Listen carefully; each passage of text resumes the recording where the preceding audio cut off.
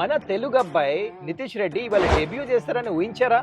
సరే ఊహించారా అనుకోండి, highest score కొడతారని ఊహించారా? అసలు కేఎల్ రాహుల్ అవుటా నాట్ అవుటా? సరే, ఇండియా 150 ఆల్అౌట్ అయింది, ఆస్ట్రేలియా 67 ఫర్ 7 వికెట్స్ పడతాయని ఊహించారా? వా, lots to talk, let's get into it. Hi guys, welcome to Suman's dugout. Border Gavaskar trophy first test first day క్విక్గా మాట్లాడేసుకుందాం. ఇండియా టాస్ గెలిచింది, ఫస్ట్ బ్యాటింగ్ తీసుకున్నారు, రైట్ డిసిషన్. అండ్ దాని తర్వాత అస్సలైన డ్రామా స్టార్ట్ అయింది. ఇవాళ యశస్వి జైస్వాల్ త్వరగా అవుట్ అయిపోయాడు. దాని తర్వాత నెక్స్ట్ వచ్చాడు పడికల్, తను కూడా త్వరగా అవుట్ అయిపోయాడు. అండ్ నెక్స్ట్ విరాట్ కోహ్లీ కూడా ఈ try to conquer the bounce అనమాట. అంటే కొంచెం బయట నిలబడి స్వింగ్ ని నెగోషియేట్ చేస్తానికి ట్రై చేశాడు, కానీ ఎక్స్ట్రా బౌన్స్ అయింది, క్లిక్ అయింది, స్లిప్ లో అవుట్ అయిపోయాడు Virat Kohli. Australia full happy, they were dominating. కానీ KL Rahul showed his class inning లో, చాలా లేట్ ఆడాడు, పర్ఫెక్ట్ గా మంచిగా ఆడుతున్న టైంలో. అసలు కేఎల్ రాహుల్ నా ప్రకారం నాట్అవుట్. ఎందుకంటే బ్యాట్ తగిలిందా తగలలేదా అది మీరు పక్కన పెట్టండి. అక్కడ ఏమైందంటే first on field umpire not out ఇచ్చాడు, థర్డ్ ఎంపైర్ వైపు వెళ్ళారు. థర్డ్ ఎంపైర్ ఏమన్నాడు, తనకు కూడా సైడ్ యాంగిల్ నుంచి సరిగ్గా కనపడలేదు. తను అప్పుడు ఏం చేశాడంటే ఇంకొక కెమెరా యాంగిల్ అడిగాడు. ఇంకో కెమెరా యాంగిల్ నుంచి అక్కడ కన్క్లూసివ్ డిసిషన్ లేదు. సో అలాంటి టైంలో థర్డ్ ఎంపైర్ ఏం చేయాలి, నాట్అవుట్ ఇవ్వాలి. ఎందుకంటే ఆన్ ఫీల్డ్ ఎంపైర్ నాట్అవుట్ ఇచ్చాడు, కానీ without conclusive evidence third umpire decision తీసుకుని అవుట్ అని చెప్పి ఓవర్ రూల్ చేశాడు ఆన్ ఫీల్డ్ ఎంపైర్ డిసిషన్. అందుకనే చాలా మంది ట్విట్టర్ లో కూడా చూస్తున్నాం, ఆకాష్ చోప్రా దగ్గర నుంచి రాబిన్ ఉతప్ప దగ్గర నుంచి అందరు ట్వీట్స్ పెడుతున్నారు. చాలా మంది ఎక్స్ ప్లేయర్స్ కూడా everyone is telling it's not out అని. నా పరంగా కూడా చూసుకుని definitely KL Rahul was not out. Okay, KL Rahul decision అయిపోయింది. దాని తర్వాత రిషబ్ పంత్ వచ్చాడు. Once again against Australia BGT అయినా ఎలాంటి సిచ్యువేషన్ అయినా టెస్ట్ మ్యాచ్ లో ఇండియాని సేవ్ చేసేటవాడు రిషబ్ పంత్. బ్రిలియన్ 37 అండ్ చాలా మంచి కాంట్రిబ్యూషన్. ఇంపార్టెంట్ టైమ్స్ లో తన గేమ్ ప్లాన్ ఫాలో అయ్యాడు, క్రీజ్ బయట నిలబడ్డాడు, లోపల నిలబడ్డాడు, దాని తర్వాత ఫ్యాన్సీ షాట్స్ ఆడాడు, స్టెప్ అవుట్ అయ్యి బౌండరీస్ కొట్టాడు. వన్స్ అగైన్ ఒక సిద్ధాంతాన్ని నమ్ముతాడు, అట్లానే బ్యాటింగ్ చేశాడు. దాని వాషింగ్టన్ సుందర్ వచ్చాడు, తను అవుట్ అయిపోయాడు, జల్దీ దూజూరు వెళ్ళి తను కూడా త్వరగా అవుట్ అయిపోయాడు. కానీ ఇక్కడ మెయిన్ ఇక్కడ వచ్చాడు కదా మన సూపర్ స్టార్ తెలుగు అబ్బాయి నితీష్ రెడ్డి. వాట్ ఏ నాక్! డెబ్యూ మ్యాచ్ లో అది కూడా top scores, strike rate of 70. మిగతా బ్యాటర్స్ ఎవరి స్ట్రైక్ రేట్ 50 కూడా దాటలే, కానీ ఇక్కడ నితీష్ రెడ్డి వచ్చి 70 స్ట్రైక్ రేట్. నాకు అన్నిటికంటే నచ్చింది ఏంటంటే నేథన్ లయన్ 500+ వికెట్స్ ఉన్నాయి. బోర్డర్ గవాస్కర్ ట్రోఫీలో he's the highest wicket taker. అలాంటి బౌలర్ ని రివర్స్ స్వీప్ ఆడి బౌండరీస్ కొడతాము, ఫాస్ట్ బౌలర్ ని స్టెప్ అవుట్ రన్స్ కొడతాము. ఈ టుక్ ఆన్ ద బౌలర్స్. అది కూడా ఫస్ట్ మ్యాచ్ డెబ్యూ చేస్తాడు టెస్ట్ మ్యాచ్ లో. అసలు ఈ మ్యాచ్ ఆడతాడా లేదా, ఎందుకు ఆడిపిస్తున్నారని ఎన్నో విన్నాం మనం. కానీ అలాంటి సిచ్యువేషన్ లో ఫస్ట్ మ్యాచ్ హైయెస్ట్ రన్స్ కొడతాం. మన తెలుగు పవర్ చూపించాడు, నచ్చేసాడు మొత్తం. రిషబ్ పంత్ ఇంకా ఇక్కడ నితీష్ రెడ్డి పార్ట్నర్షిప్ 48 వల్ల మన ఇండియన్ టీం అట్లీస్ట్ అక్కడ 150కి చేరుకుంది. కానీ ఆస్ట్రేలియా బౌలర్స్ కూడా క్రెడిట్ ఇవ్వాలి ఇక్కడ. ఎందుకంటే మిచెల్ స్టార్క్, దాని తర్వాత హేజల్వుడ్, కమిన్స్. హేజల్వుడ్ 4 వికెట్లు తీసుకున్నాడు. వీళ్ళు 3 వికెట్ తీస్తారో మనకు తెలుసు, కానీ అవుట్ ఆఫ్ పొజిషన్ ఎవడు వచ్చాడంటే ఇక్కడ మిచెల్ మార్ష్ 2 వికెట్లు తీసాడు వచ్చి. దట్ వాస్ ఫెంటాస్టిక్ చూసి క్రెడిట్ ఇవ్వాలి ఆస్ట్రేలియా ఫాస్ట్ బౌలర్స్ కి. ఇండియా 150కి చేరుకుంది, కానీ అసలైన ట్విస్ట్ ఇప్పుడు స్టార్ట్ అయింది. ఇక్కడ ట్విస్ట్ స్టార్ట్ అయిపోయింది. 150 ఇండియా ఆల్అౌట్ అయిన తర్వాత అందరూ అనుకున్నారు ఫస్ట్ డే పిచ్ మీద ఆస్ట్రేలియా డామినేట్ చేస్తారని.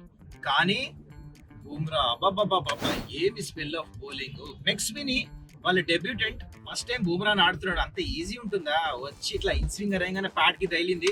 లాస్ట్ మూమెంట్ లో విరాట్ కోహ్లీ వచ్చి చెప్పాడు బుమ్రాకి ఆ రివ్యూ తీసుకోమని. రీప్లేలో కూడా విన్నాము. అండ్ రైట్ డిసిషన్ అనేది రివ్యూ తీసుకోవడం, ఫస్ట్ వికెట్ పడింది ఆస్ట్రేలియాది. దాని తర్వాత నెంబర్ 3 లబుషేన్ వచ్చాడు. తను డిఫెన్స్ ఆడుతా మంచిగా సర్వే అవుతా, వెల్ లెఫ్ట్ చేసుకుంటా అట్లా సర్వే అవుతా బాల్స్ ఆడుతా ఉన్నాడు. కానీ ఇంకో end Usman Khawaja in form batter ని బుమ్రా బ్యూటిఫుల్ అవుట్ స్వింగ్ అనేసి స్లిప్ లో అవుట్ చేశాడు. And then comes Steven Smith. అబ్బా, ఫస్ట్ బాల్ రాగానే right on target Bumrah plan చేసి ఇన్స్వింగర్ వేసాడు. తనేమో a short of length bouncer వస్తుందని బ్యాక్ ఫుట్ మీద వెళ్ళి ఆడాడు. లంబ్ in front LBW.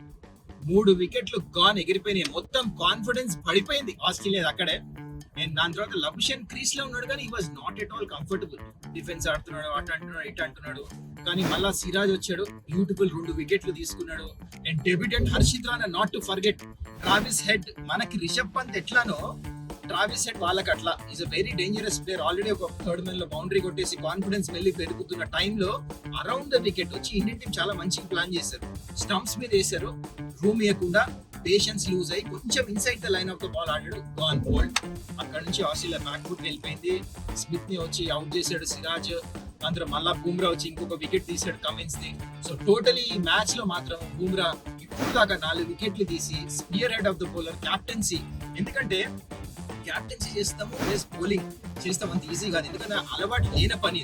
Bumrah perfect గా చేశాడు, లీడర్ ఆఫ్ ద ప్యాక్. నచ్చింది చాలా.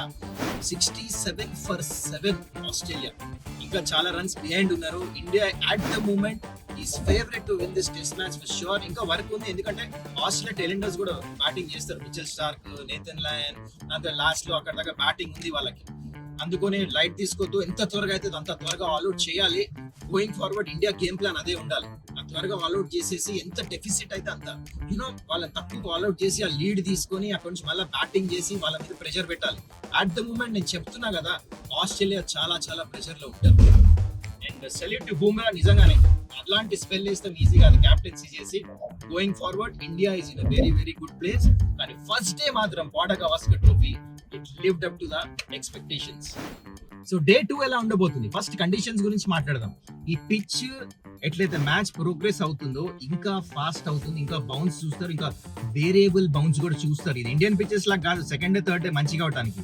ఇది ఇక్కడ ఏదైతే ఫాస్ట్ పిచెస్ ఉంటాయో డే ఎట్లయితే ప్రోగ్రెస్ అవుతుందో పర్త్ లో ఈ ఆప్టస్ స్టేడియం లో ఇంకా చాలా ఫాస్ట్ అవుతుంది. అందుకనే ఇది ఇండియాకి అడ్వాంటేజ్ కింద మారచ్చు.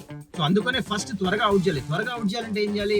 బూమ్రా ఇంకా Siraj both the ends with the new ball start చేసి అదే ఆఫ్ స్టంప్ లైన్ వేస్తా ఉండాలి. మంచి రిథమ్ లో ఉన్నారు ఇద్దరు. And early morning session definitely bowlers మళ్ళీ ఫ్రెష్ ఉంటారు కాబట్టి వాళ్ళ బ్యాటర్స్ ని త్వరగా అవుట్ చేయాలి. అండ్ దాని తర్వాత వచ్చింది India game plan as a batting unit ఏం ఉండాలి.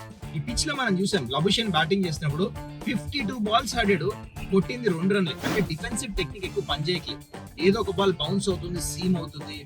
కొంచెం మిక్స్డ్ అగ్రెషన్ ఉండాలి. మీరు నితీష్ రెడ్డి ఇంకా రిషబ్ పంత్ ఇద్దరు బ్యాటింగ్ లో రన్స్ కొట్టినప్పుడు they were aggressive, at the same time మంచి కాంపాక్ట్ డిఫెన్స్ కూడా చూపించారు. అలాంటి గేమ్ ప్లాన్ తో మొత్తం బ్యాటింగ్ యూనిట్ ఆడితే ఇక్కడ నుంచి అట్లీస్ట్ ఒక 200 రన్స్ యాడ్ చేస్తారు, 200-250 రన్స్. దాని తర్వాత 4th ఇన్నింగ్ ఈ పిచ్ మీద బ్యాటింగ్ చేస్తాం చాలా కష్టం. India definitely test match dominate చేయొచ్చు. It all depends. రేపు మార్నింగ్ సెషన్ ఎట్లా బౌలింగ్ చేస్తారో త్వరగా ఆల్అౌట్ చేయాలి. దాని తర్వాత బ్యాటింగ్ వచ్చిన తర్వాత ఇందాక చెప్పినట్టు ఒక గేమ్ ప్లాన్ ప్రకారం బ్యాలెన్స్ మైండ్ సెట్ తో ఆడాలి. అగ్రెషన్, మంచి కాషన్, రెండు మిక్స్ చేసి ఆడితే మాత్రం ఇండియా ఈ టెస్ట్ మ్యాచ్ గెలవకుండా ఎవ్వరు ఆపలేరు. I'm sure 100% Bumrah and company ఈ టెస్ట్ మ్యాచ్ గెలుస్తారని. Day 2 is the turning point అన్నమాట. మెయిన్ ఆ ఫస్ట్ సెషన్ గెలిచారా India, they right into the game, they definitely dominate through the test match ఇక్కడ నుంచి. That's it guys for today. I hope you enjoyed this video. And నా commentary వినాలంటే you can tune to Star Sports Telugu. రేపు చాలా చాలా interesting game start అవుతుంది మళ్ళీ day 2 నుంచి Border Gavaskar trophy. I'm really excited for